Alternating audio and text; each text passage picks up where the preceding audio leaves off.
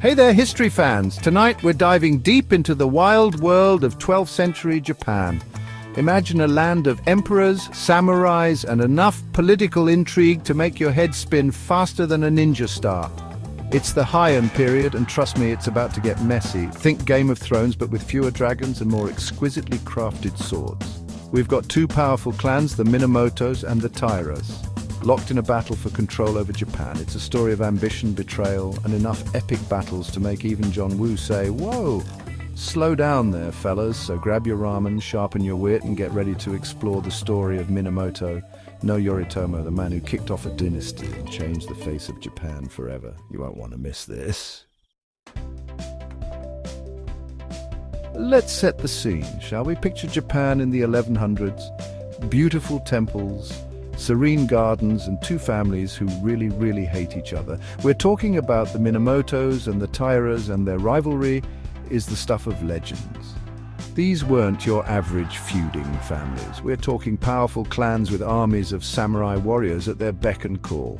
They were both gunning for the ultimate prize, control over the emperor, who was basically a puppet figurehead at this point. The Minamotos, known for their white banners, were like the rebellious rock stars of their time. The Tairas, rocking the red banners, were more like the slick politicians, always working the angles. Both sides totally willing to spill blood to get ahead.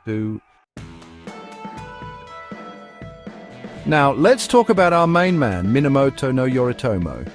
This guy was basically the samurai version of a comeback kid.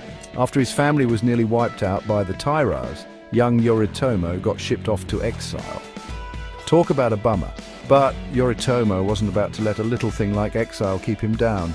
He spent his time training, gathering allies, and plotting his revenge. This guy was laser-focused on taking down the Tairas and restoring his family's honor. Little did the Tairas know they'd created a monster. Yoritomo was about to unleash a storm of samurai fury that would change Japan forever.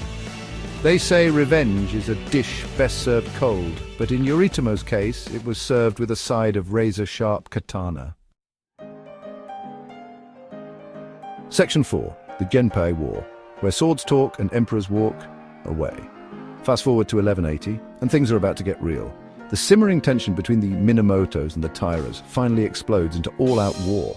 We're talking epic battles, daring raids, and enough samurai action to fuel 1,000 anime series. This, my friends, is the Genpei War, a 5-year showdown that would decide the fate of Japan.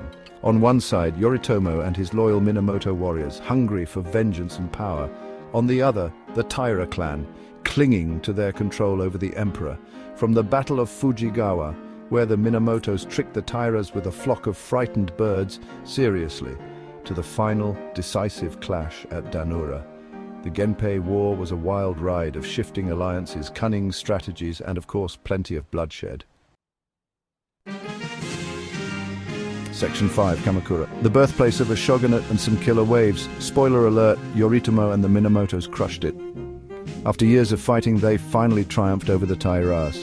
But Yoritomo wasn't content with just sitting on the imperial throne. He had bigger plans. He decided to reinvent the game altogether. Instead of seizing the throne for himself, Yoritomo established a new seat of power in the coastal city of Kamakura. Think of it, fresh seafood, ocean views, and absolute power. This, my friends, was the birth of the Kamakura shogunate, a military government that would rule Japan for the next 150 years.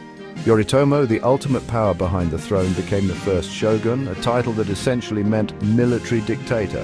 And let's be honest, that has a nice ring to it, doesn't it?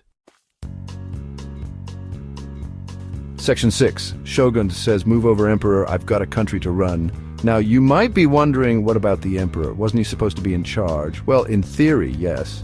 But Yoritomo had a different idea. He was like, "Look, you keep the fancy robes and the ceremonial duties, but I'm calling the shots now," and that's exactly what happened. The emperor became a figurehead, while the real power rested in the hands of the shogun. Yoritomo and his successors ruled Japan with an iron fist, establishing a strict social order and keeping those pesky nobles in check. It was a bold move, but it worked. The Kamakura shogunate brought stability and order to Japan after decades of chaos. Of course, it also helped that Yoritomo wasn't afraid to use his samurai army to enforce his will. Let's just say you didn't want to be on his bad side.